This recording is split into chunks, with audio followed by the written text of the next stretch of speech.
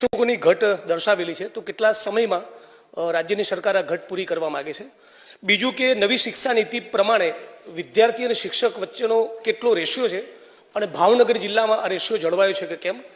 માનનીય અધ્યક્ષશ્રી, બાળકોને વ્યવસ્થિત રીતે મળી શકે, એમનું શિક્ષણ જળવાઈ શકે એ માટે શિક્ષણ વિભાગ ખૂબ જ ચિંતિત છે। ત્યારે માનનીય સભ્યશ્રીએ જે પ્રશ્ન પૂછ્યો છે એ ભાવનગર જિલ્લામાં 177 જે ખાલી જગ્યા છે એનું આયોજન થોડું વિસ્તૃત છે, એટલે હું આ ગૃહ સમક્ષ મૂકવા માંગીશ। વર્ષ 2024માં આવેલ વિદ્યાસહાયક ભરતીની જે જાહેરાત હતી એ મુજબ વિદ્યાસહાયકોની ભરતી અંગેની કાર્યવાહી પૂર્ણ થઈ, જે અંતર્ગત 426 ઉમેદવારોએ ભાવનગર જિલ્લાની પસંદગી કરેલી છે।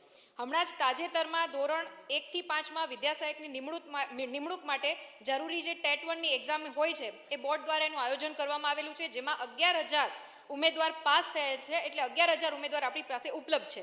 પરંતુ હાલમાં અત્યારે આપણે જિલ્લા ફેરની જે શિક્ષણ વિભાગની કાર્ય પદ્ધતિ હોય છે ચાલી રહી છે, એ કાર્ય પૂર્ણ થશે એટલે તુરંત જ આપણે 10 વર્ષનું જે ભરતી કેલેન્ડર છે એ આપણે ઓલરેડી ડિક્લેર કરી લીધું છે।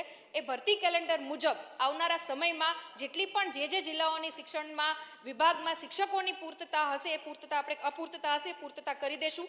આ ઉપરાંત આરટીના એક્ટ મુજબ અને એની આરટી એક્ટ 2009ની કલમ 26 મુજબ શાળામાં શિક્ષકોની જે જરૂરિયાત હોય એ 10% કરતાં વધારે ના હોવી જોઈએ, એટલે 10%ની અંદર જો આપણી પાસે ઘટ છે તો એ આપણે ક્ષમ્ય છીએ। અને ભાવનગર જિલ્લાની પર્ટિક્યુલર માન્ય સભ્યશ્રીએ જે વાત કરેલી છે તો એ 10%ની અંદર આવે છે, એટલે પૂરતા શિક્ષકો એ આપણી પાસે અવેલેબલ છે। આ ઉપરાંત માન્ય સભ્યશ્રીનો જે બીજો પ્રશ્ન હતો કે સ્ટુડન્ટના રેશિયો પ્રમાણે કેટલા શિક્ષકો આપણી પાસે અવેલેબલ હોવા જોઈએ, તો ધોરણ 1 થી 5 માટે જે 60 સુધી જો બાળકોની સંખ્યા છે તો 2 શિક્ષકો, 61 થી 90 જેટલા બાળકો છે તો 3 શિક્ષકો, 91 થી 120ની વચ્ચે છે તો 4 શિક્ષકો અને 120 થી 200ની વચ્ચે છે તો 5 શિક્ષકો છે એ મળવાપાત્ર છે। અને ત્યારબાદ દરેક 40 વિદ્યાર્થી દીઠ ઓછામાં ઓછો 1 શિક્ષક આપણને મળવાપાત્ર છે। એવી જ રીતના ધોરણ 6 થી 8 માટે વાત કરીએ માન્ય અધ્યક્ષશ્રી, તો વર્ગ દીઠ ઓછામાં ઓછા 1 શિક્ષક અને જનરલી જે વિષયના જુદા જુદા વિષયો હોય છે, જેમાં ગણિત, વિજ્ઞાન, સમાજ વિદ્યા અને ભાષાના શિક્ષકો, એ રીતના ઓછામાં ઓછા 1 શિક્ષક છે એ ઉપલબ્ધ કરાવવા પડે છે। પ્રત્યેક 35 બાળકો માટે પણ ઓછામાં ઓછા 1 શિક્ષક જે છે એ મળવાપાત્ર છે। બાળકોને વ્યવસ્થિત રીતે મળી શકે, એમનું શિક્ષણ જળવાઈ શકે એ માટે શિક્ષણ વિભાગ ખૂબ જ ચિંતિત છે। ત્યારે માનનીય સભ્યશ્રીએ જે પ્રશ્ન પૂછ્યો છે એ ભાવનગર જિલ્લામાં 177 જે ખાલી જગ્યા છે એનું આયોજન થોડું વિસ્તૃત છે, એટલે હું આ ગૃહ સમક્ષ મૂકવા માંગીશ। વર્ષ 2024માં આવેલ વિદ્યાસહાયક ભરતીની જે જાહેરાત હતી એ મુજબ વિદ્યાસહાયકોની ભરતી અંગેની કાર્યવાહી પૂર્ણ થઈ, જે અંતર્ગત 426 ઉમેદવારોએ ભાવનગર જિલ્લાની પસંદગી કરેલી છે।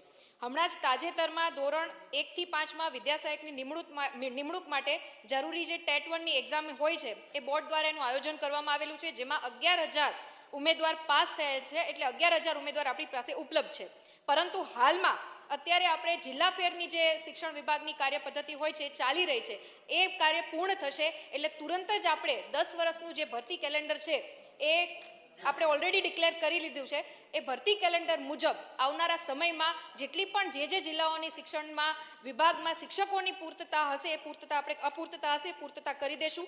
આ ઉપરાંત આરટીના એક્ટ મુજબ અને એની આરટી એક્ટ 2009ની કલમ 26 મુજબ શાળામાં શિક્ષકોની જે જરૂરિયાત હોય એ 10% કરતાં વધારે ના હોવી જોઈએ, એટલે 10%ની અંદર જો આપણી પાસે ઘટ છે તો એ આપણે ક્ષમ્ય છીએ। અને ભાવનગર જિલ્લાની પર્ટિક્યુલર માન્ય સભ્યશ્રીએ જે વાત કરેલી છે તો એ 10%ની અંદર આવે છે, એટલે પૂરતા શિક્ષકો એ આપણી પાસે અવેલેબલ છે। આ ઉપરાંત માન્ય સભ્યશ્રીનો જે બીજો પ્રશ્ન હતો કે સ્ટુડન્ટના રેશિયો પ્રમાણે કેટલા શિક્ષકો આપણી પાસે અવેલેબલ હોવા જોઈએ, તો ધોરણ 1 થી 5 માટે જે 60 સુધી જો બાળકોની સંખ્યા છે તો 2 શિક્ષકો, 61 થી 90 જેટલા બાળકો છે તો 3 શિક્ષકો, 91 થી 120ની વચ્ચે છે તો 4 શિક્ષકો અને 120 થી 200ની વચ્ચે છે તો 5 શિક્ષકો છે એ મળવાપાત્ર છે। અને ત્યારબાદ દરેક 40 વિદ્યાર્થી દીઠ ઓછામાં ઓછો 1 શિક્ષક આપણને મળવાપાત્ર છે। એવી જ રીતના ધોરણ 6 થી 8 માટે વાત કરીએ માન્ય અધ્યક્ષશ્રી, તો વર્ગ દીઠ ઓછામાં ઓછા 1 શિક્ષક